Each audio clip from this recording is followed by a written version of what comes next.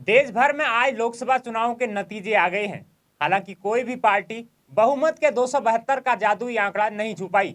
400 पार का नारा देने वाली बीजेपी भी इंडिविजुअल 250 तक के आंकड़े को नहीं छू पाई। हालांकि एनडीए के सदस्यों को मिलाकर यह आंकड़ा 290 के करीब तक पहुंचा है। वैसे बीजेपी देश में सबसे बड़ी पार्टी बनी है। उत्तराखंड ने भी बीजेपी की झोली में भर भर के कमल के फूल डाले हैं। प्रदेश की सभी 5 सीटों पर लगातार तीसरी बार बीजेपी के प्रत्याशियों ने जीत दर्ज कर हैट्रिक मार ली है।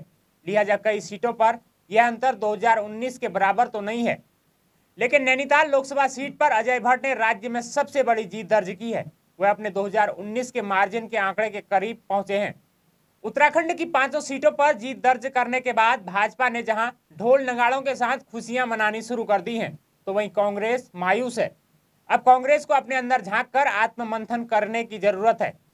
लिहाजा उत्तराखंड में प्रधानमंत्री नरेंद्र मोदी की लहर, राम मंदिर और पीएम किसान सम्मान निधि, फ्री राशन ने लोगों को खूब रिझाया, जबकि कांग्रेस का बेरोजगारी, महंगाई, महिला सुरक्षा, अग्निवीर और पुरानी पेंशन जैसे मुद्दे फ्लॉप रहे।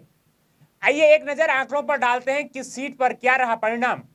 टिहरी गढ़वाल लोकसभा सीट पर माला राज्य लक्ष्मी शाह ने लगातार 4 बार जीत दर्ज कर ली है। 2012 से वह लगातार जीतती हुई आ रही हैं। उन्होंने अपने प्रतिद्वंदी कांग्रेस के जोत सिंह गुनसोला को लगभग 2,66,000 के बड़े अंतर से हराया है।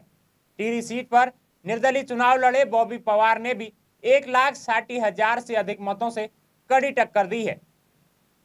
पौड़ी गढ़वाल सीट पर अनिल बलूनी ने 1,54,000 से अधिक अंतर से जीत दर्ज कर ली है। उन्होंने कांग्रेस के गणेश गोदियाल को हराया है। गोदियाल पहले मजबूत स्थिति में माने जा रहे थे, लेकिन वह बलूनी और भाजपा के राष्ट्रीय नेतृत्व के सामने नहीं टिक पाए। अल्मोड़ा सीट पर अजय टम्टा ने हैट्रिक मार दी है। 2014 से वह लगातार जीतते हुए आ रहे हैं। उन्होंने इस सीट पर कांग्रेस के प्रदीप टम्टा को लगभग 2,25,000 के भारी अंतर से हरा दिया है। साल 2009 से दोनों टम्टा ब्रदर्स एक दूसरे के सामने चुनावी मैदान में हैं। नैनीताल सीट पर अजय भट्ट फिर अजय हुए हैं। भट्ट ने प्रदेश में सबसे अधिक मतों से जीत दर्ज की है।